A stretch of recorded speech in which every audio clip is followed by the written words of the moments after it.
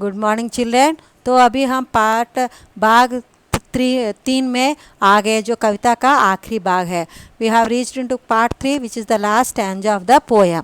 तो इस अनुच्छेद में कविता इस प्रकार है। ऐसे थे अरमान की उड़ते पीले नभ की सीमा में, लाल किरण सी चोंच को चुगते तारक अनार के दाने।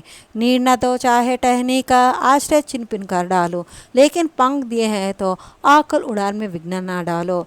तो इसमें पक्षी अपने अरमान मने की इच्छा इस प्रकार व्यक्त करेंगे। हमके नीले नभ मने आकाश, हमको आकाश में स्वेच्छा रूप से उड़ने की उड़ने दे, हमें अपनी उड़ान में मत बाधा मत डालो। देखो, हम अपने चोंच से जो भी दाना दिया अपने मर्जी के साथ चुनकर खाने की इच्छा हो रही है। जो भी हो हमको मिले, हम उसी से हमें संतुष्ट हो जाते हैं, बल्कि हमको कैद करने से हमको खाने की इच्छा नहीं होती है। इसलिए हमको अपने खाने की इच्छा होने के कारण खुद दाना चुनकर खाएंगे।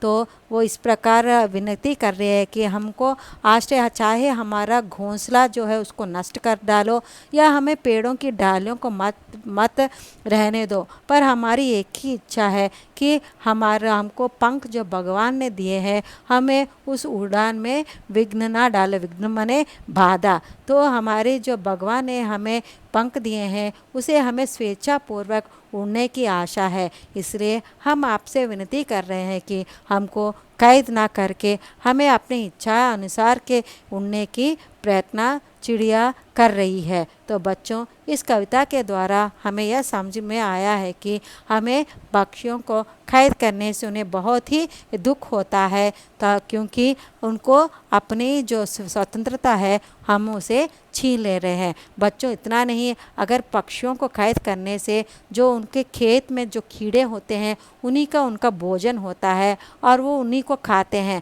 अगर हम पक्षियों को कैद करने से यहाँ पर कीड़े जो हैं खेत में वो बढ़ जाएंगे और पूरा खेत को नष्ट कर देंगे। तो यही है यही हानि होती है अगर हम पक्षियों को बंद करने से। देखो, हम पक्षियों के जीवन से बहुत ही कुछ सीख सकते हैं। जैसे हाँ, आज़ाद से रहना, दूसरों पर निर्भर नहीं रहना चाहिए, मेहनत से कमाना चाहिए और प्रकृति से प्यार करना चाहिए। तो अभी बच्चों समझ में आ गया ना आपको हमें पक्षियों को कैद क्यों नहीं करना चाहिए। देखो बच्चों, अभी हमने आपको कुछ गृहकार्य दिए हैं।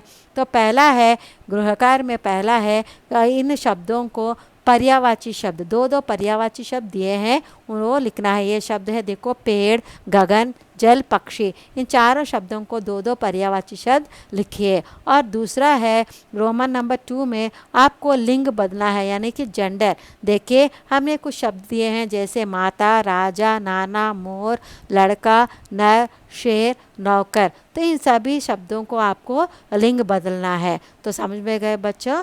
तो यही है आज के लिए। धन्यवाद।